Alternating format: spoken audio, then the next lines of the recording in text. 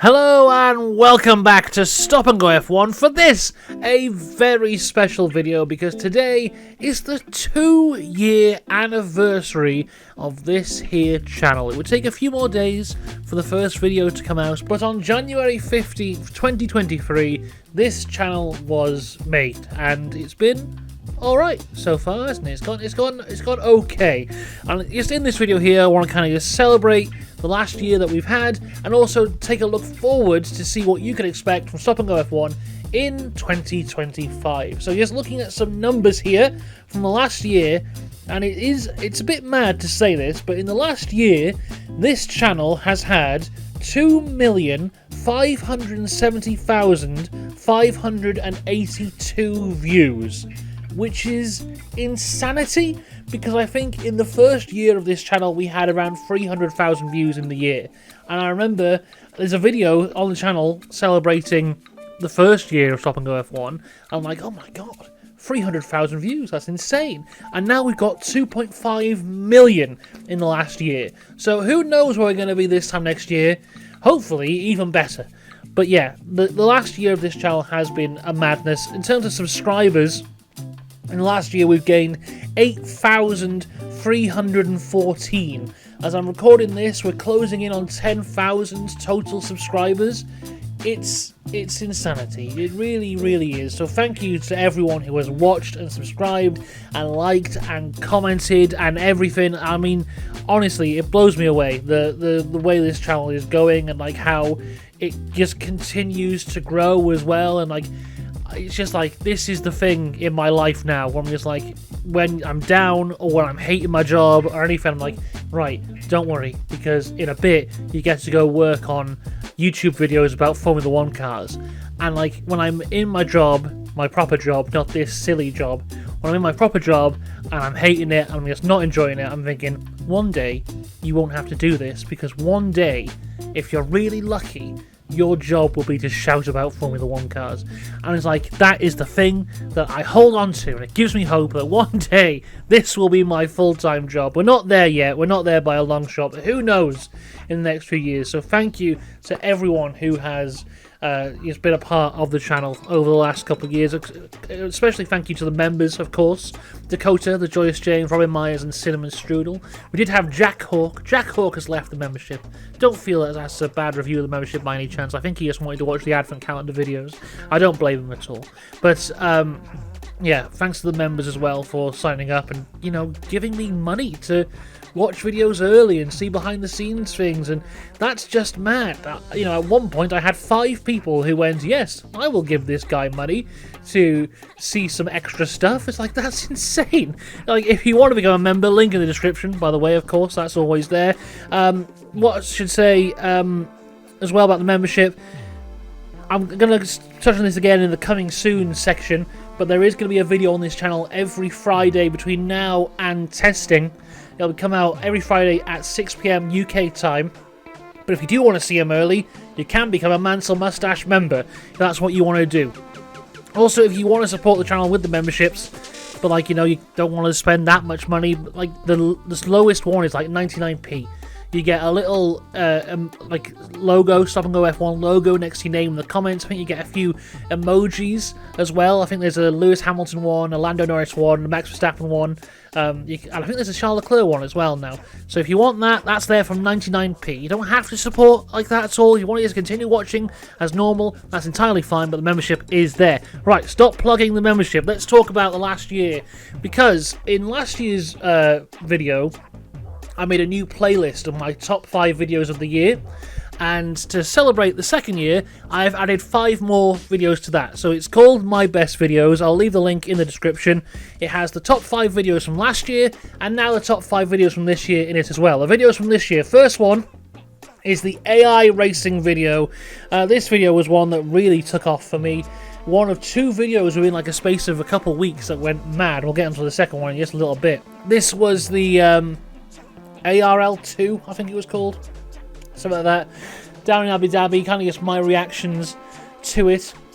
It kind of just blew up. I'm not really sure why. Well, I have an inkling as to why, because I say in the video that, like, you know, there's certain YouTubers and journalists and news sources that were paid a lot of money to promote this stuff. One of them was Autosport, and when this first happened, quite a few people did reaction videos to it, and Autosport took them all down. Now, my video was late, which is not a shock, but my video was like 2 weeks afterwards, and Autosport didn't take it down, so I'm thinking like maybe Autosport were paid to look after this for a space of 2 weeks, and I just got lucky from there. But it's there, people seem to enjoy it. People are still like watching that now. I think it's the video that I have the most comments on, because some people are just like, wow, I like this video, oh, this bit's funny, but there's some people in there having heated debates about the future of driverless cars and all that kind of stuff. And it's like, well, you want to do that, you can go do that. That's not what I'm here to talk about. I'm here to point and laugh. But there you go. The second video is the most unrealistic MCU scene, talking about Tony Stark driving at Monaco. Oh my god, that video. So that video started basically behind the scenes between me and someone else having a conversation about how silly that scene is, like many people do. I'm sure many F1 fans have discussed it before. And my main point being that Whiplash shouldn't be a marshal, and how everyone else kind of focused on Tony Stark being a Formula 1 driver. And that was just a discussion I was having with someone that I knew. And from there, this whole video arrived. Again, like the AI Racing video, it was late. It should have gone out the week before the Monaco Grand Prix. It came out the week after the Monaco Grand Prix, so I thought, I've missed that gap there. That won't get many views.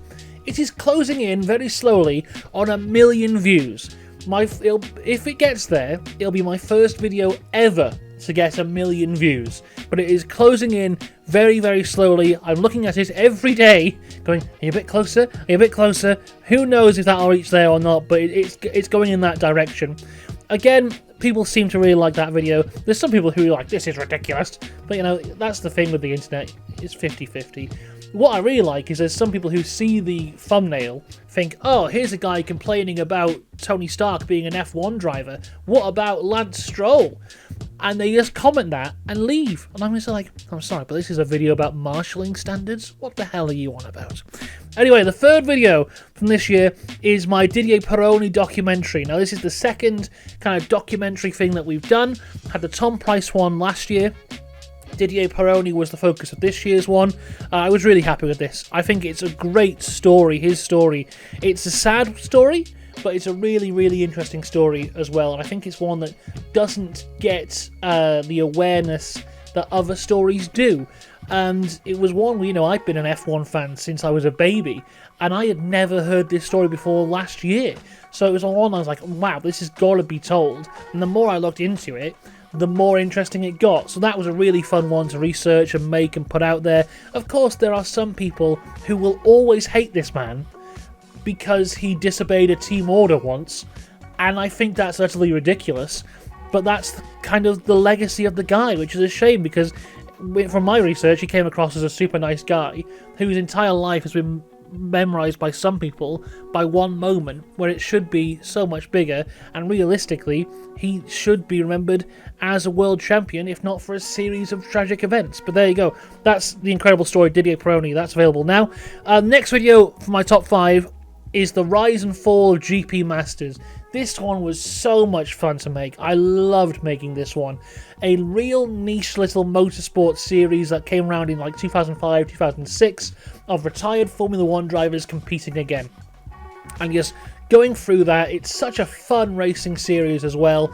The history of it, the fun side of it, and then there's this as well, for me, was a test to kind of see if that kind of video would do well. With kind of me kind of pretending to be a TV presenter intertwined with race footage and all that kind of stuff.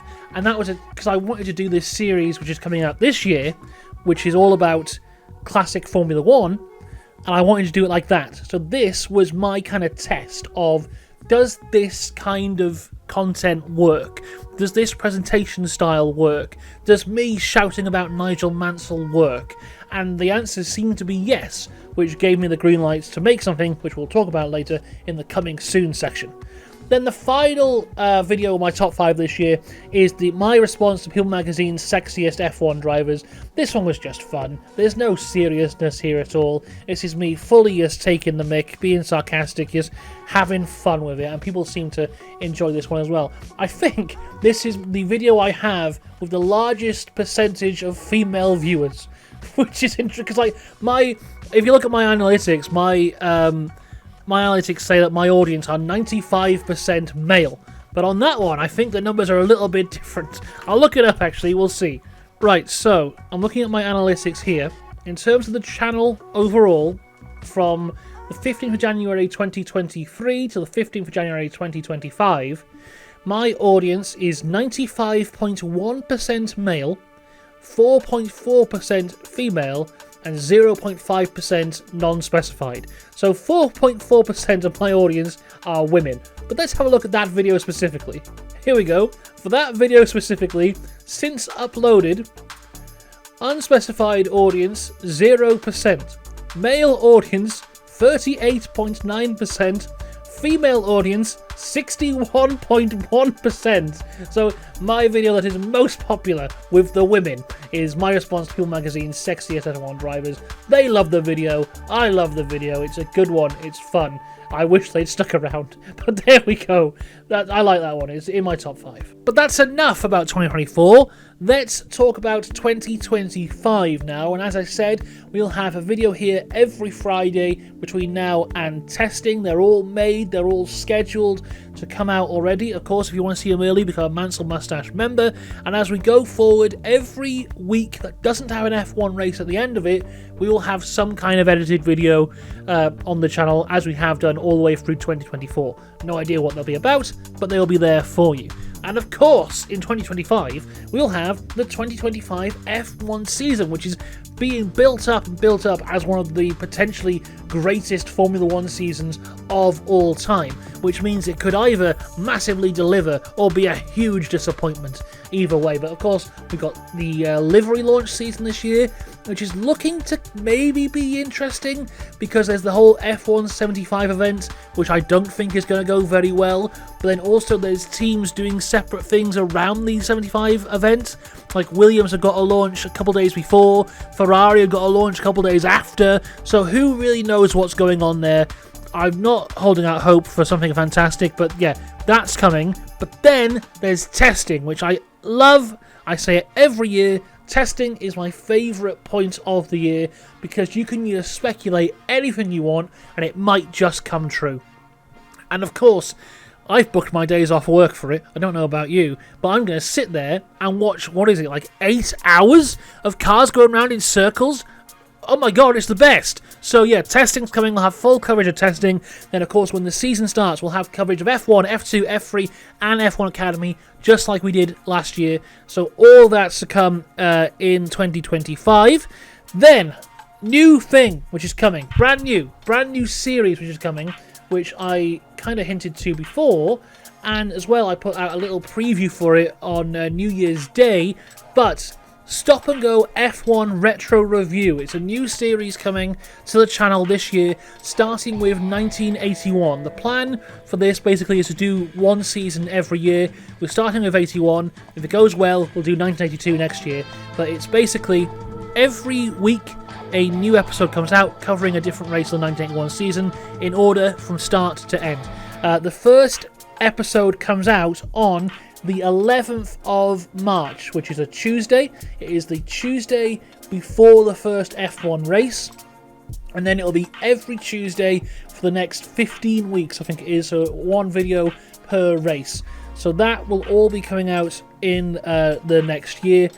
As I said, that was what the kind of the GP Masters video was a teaser for, a trial for, if you will, kind of me being a fictional TV presenter, kind of commenting on things as they're happening, you know, being analytical with it and kind of showing footage of it and that kind of stuff, but also maybe doing some jokes, doing some comedy stuff as well with it as well. So that has all been made, it has all been scheduled, it's all ready to go, apart from the fact that in the very final episode of it, I make a joke about a BBC One TV show from 1979 called Tinker Tailor Soldier Spy, and right now the BBC have claimed that video. I am desperately trying to get them to let go of that video so I can actually release it, but that's not coming out till like June. So we've got time to fix that, but yeah, it's all there. It's basically all ready to go. I'm really happy with it. I'm looking forward to seeing how people react to it, but that's coming out in the next year or so. First episode on the 11th of March, did I say? Yes, the 11th of March. The episode's called A New Season Begins, the 1981 USA West Grand Prix F1 Retro Review. So that is all coming out relatively soon. New thing for the channel. Hopefully that will go down well. And anyway, last year we had the Didier Peroni documentary. The year before that we had the Tom Price documentary. We'll have another documentary on the channel that will come out in the summer break. That's always the kind of plan. We'll have, hopefully every year, a documentary looking at the specific career of one driver, and that'll come out in the summer break. I know who it's going to be. I've already decided the driver for this year. I have bought like 15 books on this driver. I have not read any of them yet, but the plan was to get the 1981 stuff done, and then I will start the research phase of that. So now the 81 stuff is done, I can start the research phase of that. That will come out in the summer. No work has been done on it yet at all, but that is something else that's coming out this year. Whilst we're speaking of books, there's Stop and Go F1 Book Club, which isn't really a book club at all. It's just me doing random book reviews. There's no real schedule to it. It's just when it happens. I have a book here that I got for Christmas. It's the Bernie Collins book, How to Win a Grand Prix. Haven't started it yet, but that will be a book club at some point. Those are just videos that just pop up whenever I feel like it. Whenever I've read a book, I'll talk about it. I think it's interesting. That's the wonderful thing about Stop and Go F1. Maybe not every video is for you, but eventually there will be a video for you. Just watch that one. It's fine. And as we're coming to the end of the video now, I need to plug the socials because I never plug the socials. But Stop and Go F1, we're here on YouTube, of course. We've got the Instagram, TikTok. We've got Blue Sky. We're on Blue Sky. The issue with Blue Sky, though, is that the videos that you can post there can only be 60 seconds. So, like, on Instagram and TikTok, it's basically just the YouTube Shorts, but on there, they're normally longer than a minute. So not a lot going on Blue Sky, but there is stuff on Blue Sky. We had a Facebook, but Facebook is just full of AI stuff and racism, so I don't really want to post on Facebook anymore, so I'm not going to post on Facebook anymore. So that's not there, but Instagram, TikTok, and Blue Sky. There's my own personal Instagram as well. I should probably plug that, you know. That's there as well. The other day I put this on my story to say that my family bought the most Clover Light of any family in all of Wales. Isn't that gripping content that you want to see all the time? So yeah, there's the socials, links to all of them in the description below. And I think that is it. Once again, thank you. A huge thank you to everyone who has watched this.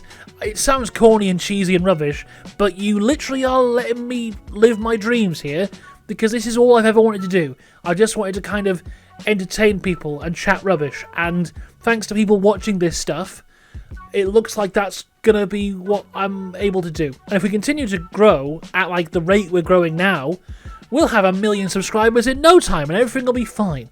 So thank you all very much for watching this video and watching everything over the past year, 2 years. It's been a madness. We are setting up 2025 to be even bigger. I cannot wait to see what happens this season. So until then, have a good one. I will see you next time.